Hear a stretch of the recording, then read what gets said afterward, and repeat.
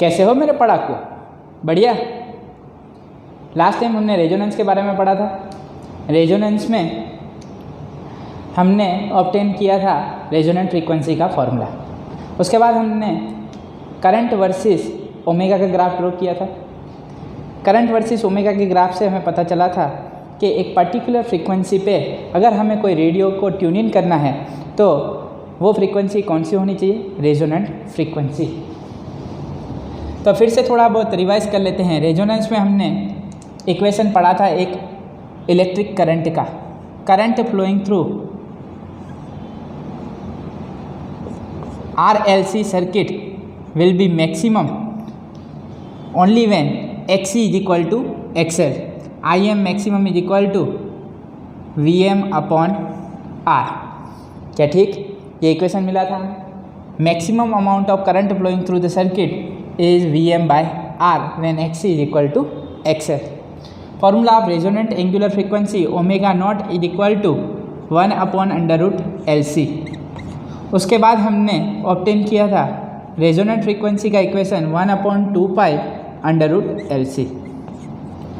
तो ये हो गया रेजोनेंट फ्रीक्वेंसी का equation. F naught is equal to 1 upon 2 pi under root LC। The graph of IM versus R will be like this. IM versus omega. IM versus omega. So graph of IM versus omega will be like this. Maximum value of electric current we will get at a particular frequency, that is called resonant frequency. At omega is equal to omega naught, current flowing through the circuit will be maximum.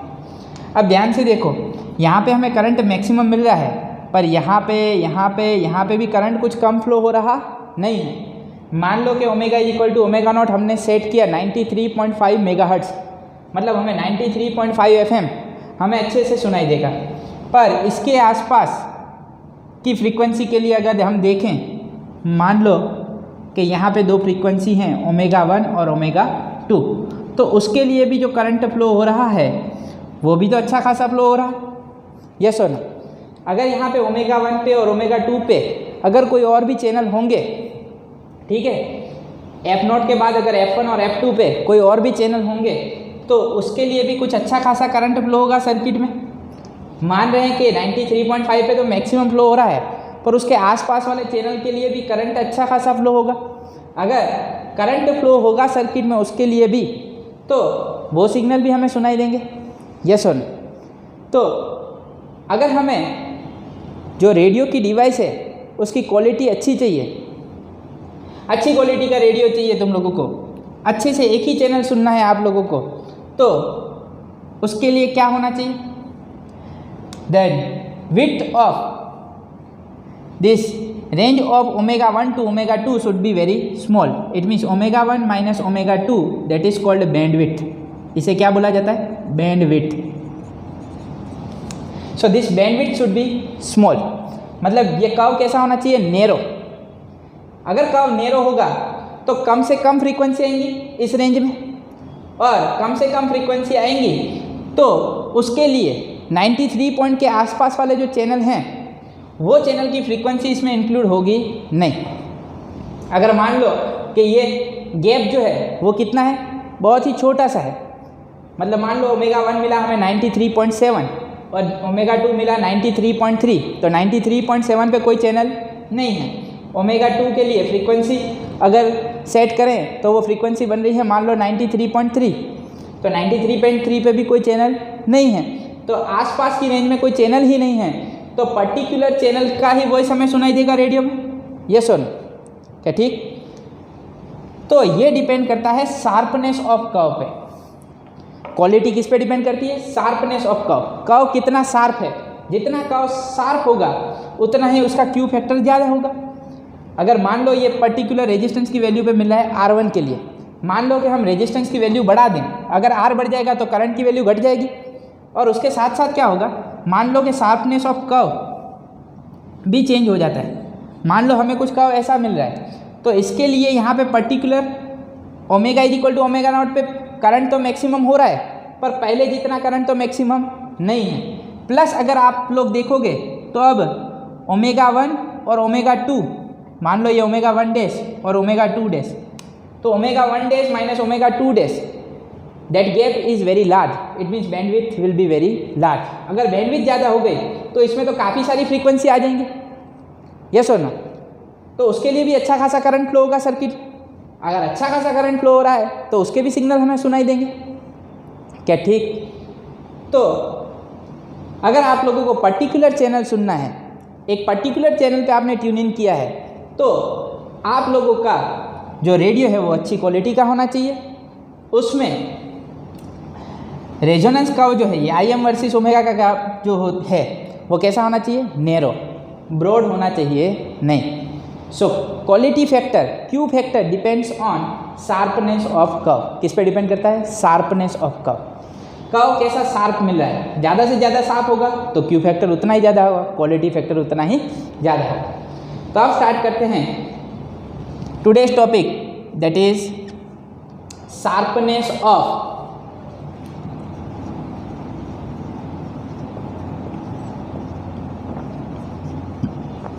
Resonance, sharpness of resonance. Sharpness of resonance में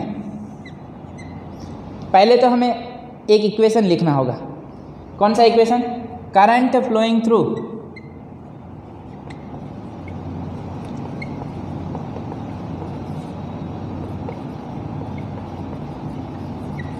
series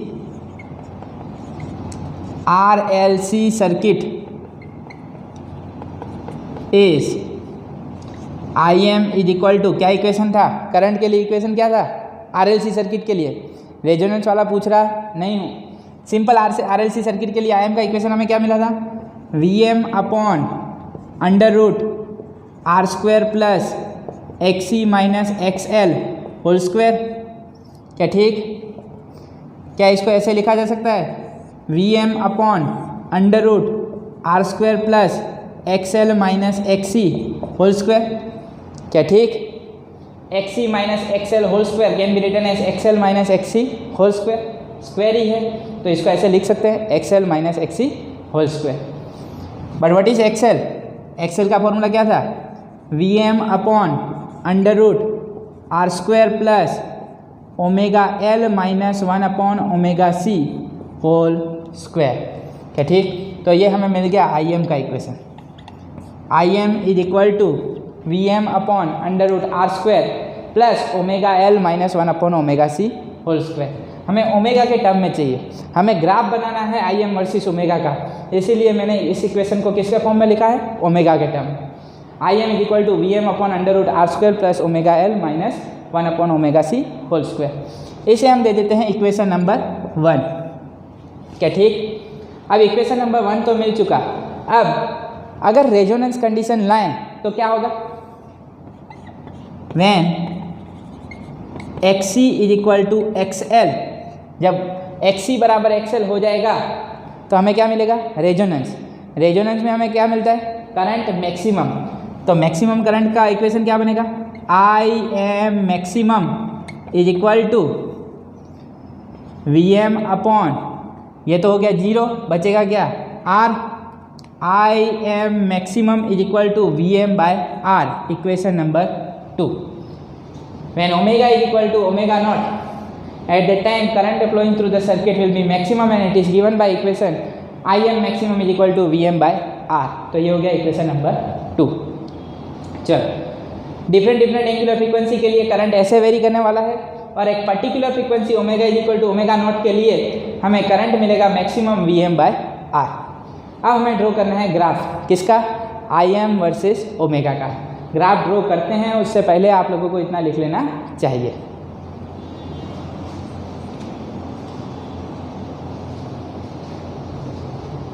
चलो, equation 1 equation 2 मिल चुके हैं। अब graph draw करते हैं किसका? IM versus omega का, ठीक है?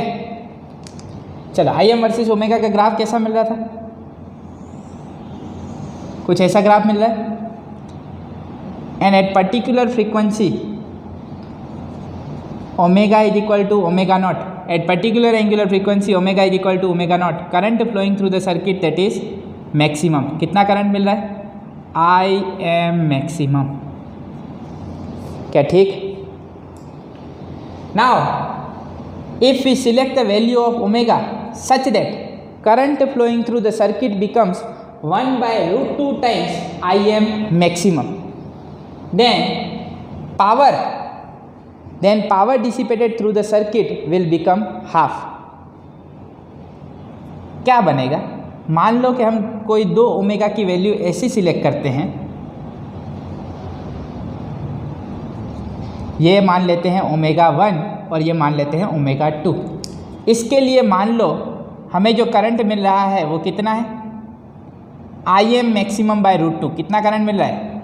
I M maximum by root 2. कौन सी फ्रीक्वेंसी पे?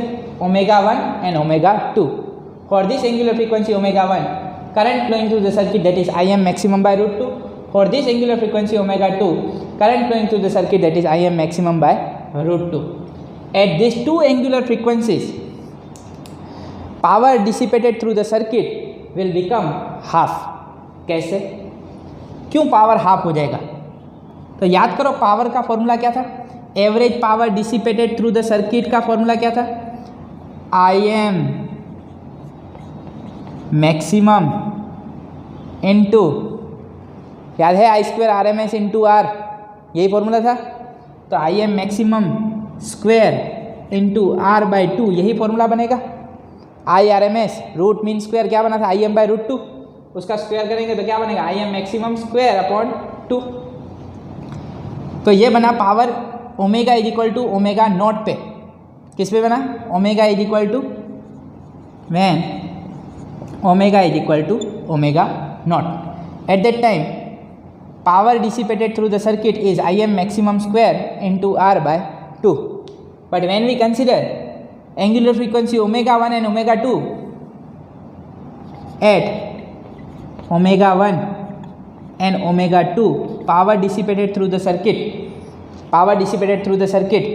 will become Im maximum by root 2 whole square into R by 2. I am maximum by root 2 whole square, that is nothing but I am maximum square into R by 4. तो ये है I am maximum square into R by 2, ये है I am maximum square into R by 4. इसको मान लेते हैं P dash. तो ये क्या बना? Therefore P dash is equal to P by 2. So average power dissipated through the circuit will become half. Therefore this bandwidth omega 1 minus omega 2, omega 1 minus omega 2, suppose this portion is delta omega, इसे क्या बोल देते हैं? Delta omega. और ये क्या बना? Delta omega. ये बना डेल्टा ओमेगा, ये बना डेल्टा ओमेगा. तो ओमेगा 1 माइनस ओमेगा 2 क्या बनेगा? That is nothing but 2 delta omega. This is called half power bandwidth. क्या बोला जाता है इसे? Half power bandwidth. बिकॉज, और you can say bandwidth. Why this is called half power bandwidth? Because at this frequency power becomes half. At this frequency power becomes half. Therefore this range of frequency is called half power bandwidth. इसे क्या बोला जाता है? Half power bandwidth.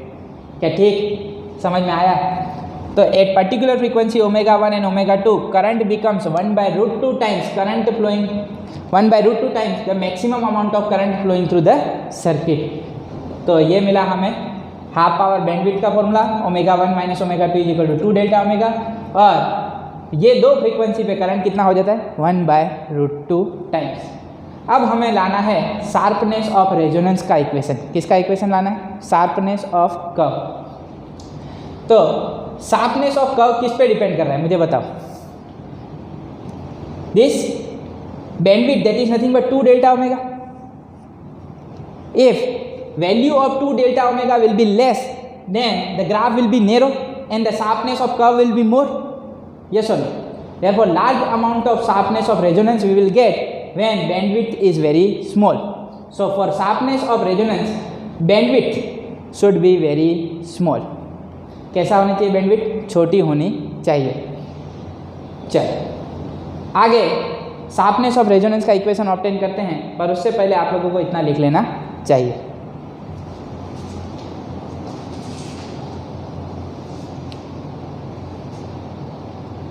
Now from this graph, omega 1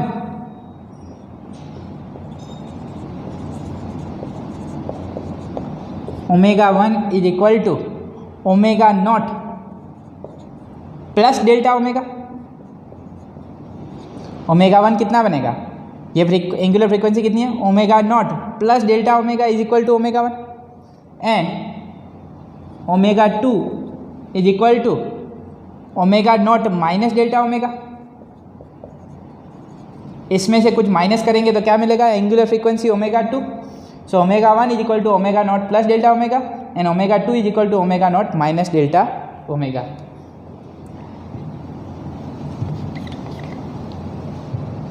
Sharpness of resonance is given by omega naught upon 2 times delta omega. Sharpness of resonance is given by omega naught upon 2 delta omega. It means if this 2 delta omega is small, then sharpness of resonance will be more. If 2 delta omega is large, it means bandwidth is very large, then sharpness of resonance will be less. So sharpness of resonance is given by omega naught upon 2 delta omega. Now for good quality factor, this value of bandwidth should be small. ये curve कैसा आना चाहिए? Narrow.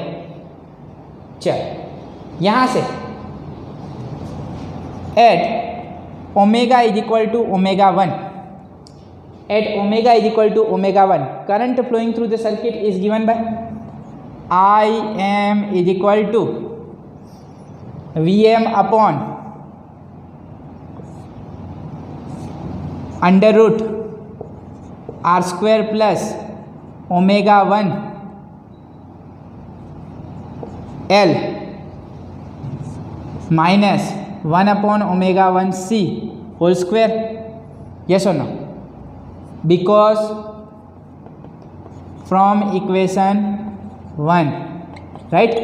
From equation 1 we can write at omega is equal to omega 1, current flowing through the circuit is given by Vm upon under root R square plus omega 1 L minus 1 upon omega 1 C whole square. Yeah, ठीक. But from graph at omega is equal to omega 1, what amount of current is flowing? Im maximum by root 2. कितना current flow हो रहा है? Im maximum by root 2. So Im is nothing but Im maximum by root 2. ये जो भी current flow हो रहा है उसकी वैल्यू कितनी बन रही है? 1 by root 2 times the maximum value. So Im maximum by root 2 is equal to Vm upon under root R square plus omega 1 L minus 1 upon omega 1 C whole square. ये कहाँ से मिला? From graph. Im maximum by root 2 is equal to Vm upon under root R square plus omega 1 L minus 1 upon omega 1 C whole square. But what is Im maximum? What is Im maximum? Vm by R. Maximum value of current, that is Vm by R. So from equation 2, this is nothing but Vm by R root 2 is equal to Vm upon under root R square plus omega 1 L minus 1 upon omega 1 C whole square. क्या ठीक? ये कहाँ से आया? From equation 2. Vm will get cancelled. Therefore we can write R under root 2 is equal to under root R square plus omega 1 L minus 1 upon omega 1 C whole square. क्या ठीक?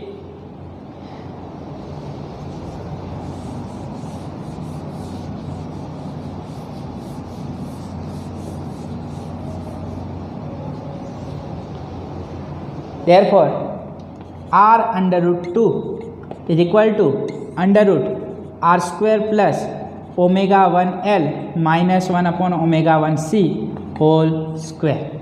क्या ठीक? Squaring on both the sides, दोनों side square करें तो क्या बनेगा 2r square is equal to r square plus omega 1l minus 1 upon omega 1c whole square. क्या ठीक?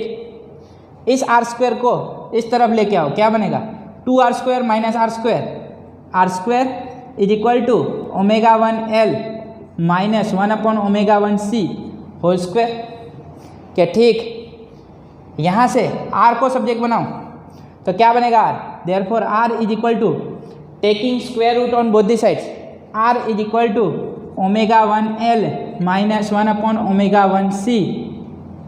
ये मिल गया r का equation, r is equal to omega 1l minus 1 upon omega 1c। इसे दे देते हैं इक्वेशन नंबर 3। कौन सा इक्वेशन दे देते हैं? Equation number 3। तो r का इक्वेशन हमें मिल चुका है omega 1l minus 1 upon omega 1c। अब इसमें हम सब्स्टिट्यूट करेंगे ओमेगा 1 की वैल्यू। क्या है ओमेगा 1 की value? Omega naught plus delta omega. ये वैल्यू सब्स्टिट्यूट करनी है और नया इक्वेशन बनाना है, पर उससे पहले आप लोगों को इतना लिख लेना चाहिए।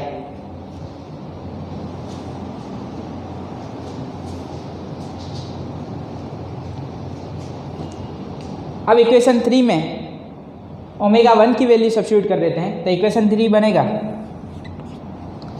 r is equal to omega 1 क्या बने omega not plus delta omega, omega not plus delta omega into L minus 1 upon omega 1 omega not plus delta omega into C. क्या ठीक? चलो, therefore r is equal to, यहाँ से क्या common निकले, यहाँ से अगर ओमेगा नॉट को बाहर निकालूं तो क्या बनेगा ओमेगा नॉट एल। चलो यहाँ से ओमेगा नॉट तो निकल गया, यहाँ पे क्या बनेगा 1, यहाँ पे ओमेगा नॉट नहीं है तो उससे divide delta omega upon omega not. Same thing over here, 1 upon omega not बाहर निकालो, क्या बनेगा ओमेगा नॉट और सी तो था ही, यहाँ से ओमेगा नॉट निकल गया, क्या बचेगा 1 प्लस यहाँ पे ओमेगा नॉट नहीं है तो delta omega upon omega naught. क्या ठीक? Omega naught L as it is 1 plus delta omega upon omega naught minus this 1 upon omega naught C can be written as omega naught L 1 plus delta omega upon omega naught. अब आप बोलोगे sir ये कैसे बना 1 upon omega naught C is equal to omega naught L. याद करो क्या equation मिला था, because omega naught square is equal to 1 upon under root L C, omega naught is equal to 1 upon under root L C, तो omega naught square क्या बनेगा 1 upon L C. और याद करो X L is equal to X C कब बन रहा था, X L is equal to X C बन रहा था, तब क्या बन रहा था omega naught L is equal to 1 upon omega naught C. क्या ठीक? तो 1 अपॉन ओमेगा नॉट सी की जगह क्या लिखा जा सकता है ओमेगा नॉट एल। ये पर्टिकुलर फ्रीक्वेंसी के लिए ही बनेगा, तो यहाँ पे बनेगा ओमेगा नॉट एल। चल, तो क्या इस इक्वेशन को ऐसे लिख सकते हैं, therefore r is equal to omega naught L 1 plus delta omega upon omega naught minus omega naught L 1 plus delta omega upon omega naught raise to -1। ये ब्रैकेट अगर ऊपर लेके जाऊं तो क्या बनेगा 1 plus delta omega upon omega naught raise to -1। अब ये रेस टू -1 निकालना है तो क्या करना चाहिए binomial expansion. So using binomial expansion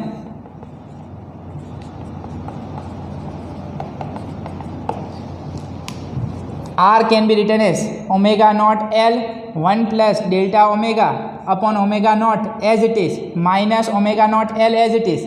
यहाँ पे बाइनोमियल एक्सपांशन लगा दूँ क्या बनेगा 1 पावर आगे minus delta omega upon omega naught. क्या ठीक? यही बनना चाहिए omega naught L into 1 minus delta omega upon omega naught. ये हम क्यों ले रहे हैं? Because we have considered value of bandwidth to be very small.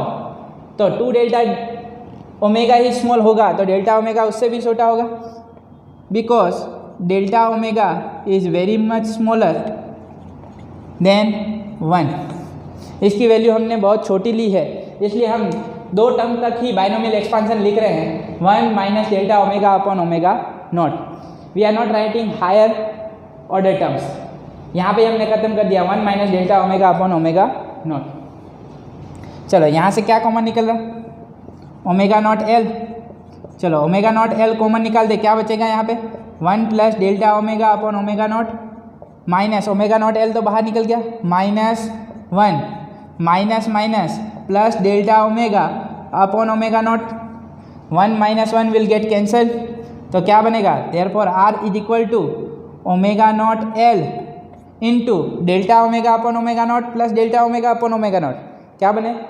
2 times delta omega upon omega naught. Omega naught ने ओमेगा नॉट को मार दिया, तो क्या बनेगा? Therefore R is equal to L into 2 delta omega. We are interested in 2 delta omega. किस में interest है हमारा? हाफ पावर बैंडविड्थ में। तो 2 डेल्टा ओमेगा का इक्वेशन क्या बनेगा? 2 delta omega is equal to R by L.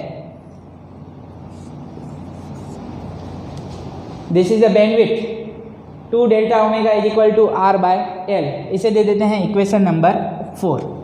अब हमें लाना है sharpness of resonance. Sharpness of resonance का फॉर्मूला क्या था?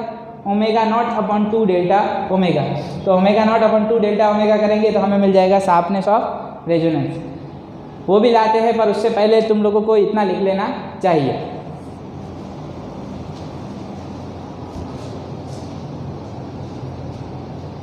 चलिए बैंडविड्थ का इक्वेशन मिल चुका है, तो लाते हैं शार्पनेस ऑफ रेजोनेंस का equation. Sharpness of resonance is omega naught upon 2 delta omega. चलो omega naught as it is 2 delta omega क्या मिला हमें?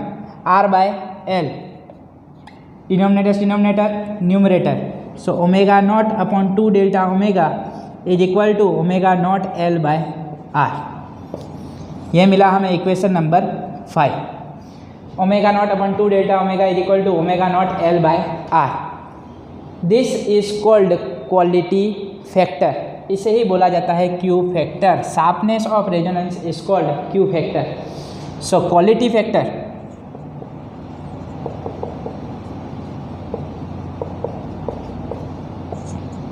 Q factor is equal to, Q factor का इक्वेशन बनेगा omega naught L by R. Sharpness of resonance is called quality factor. जितना sharpness of resonance अच्छा होगा उतना क्वालिटी अच्छा होगी। Therefore this quality factor is equal to omega naught L upon R. चलो यहाँ से बताओ, अगर क्वालिटी फैक्टर ज़्यादा चाहिए तो आर की वैल्यू कैसी होनी चाहिए? आर की वैल्यू कैसी होनी चाहिए? Value of R should be small. For large Q factor R should be small. R should be small. L should be large. R की वैल्यू छोटी होनी चाहिए, रेजिस्टेंस हो सके उतना कम हो। जैसे ही रेजिस्टेंस कम हो जाएगा तो करंट की वैल्यू बढ़ जाएगी, क्या ठीक? Maximum amount of current will flow and value of inductance should be very large. तो ये चीज़ होनी चाहिए। एक और इक्वेशन लाते हैं।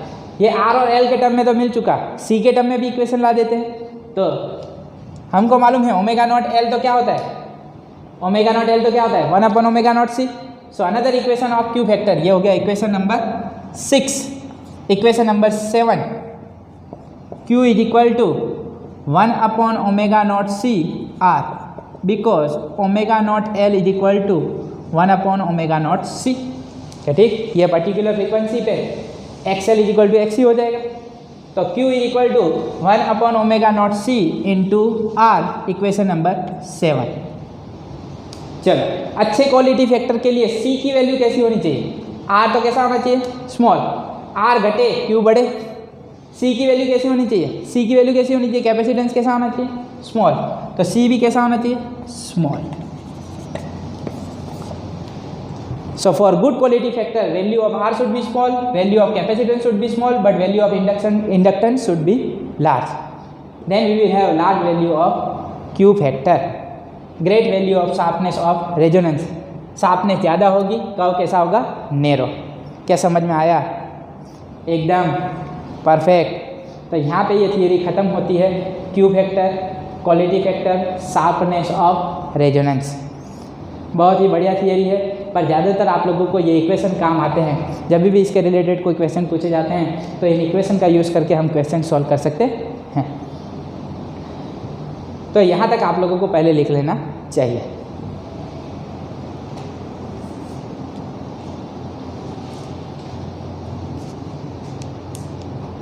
लिख लिया? गुड। आज तक के लिए इतना ही। स्वस्थ रहें, मस्त रहें, दीपक सर के साथ पढ़ते रहें। मिलते हैं नेक्स्ट लेक्चर में, तब तक के लिए बाय बाय, थैंक यू।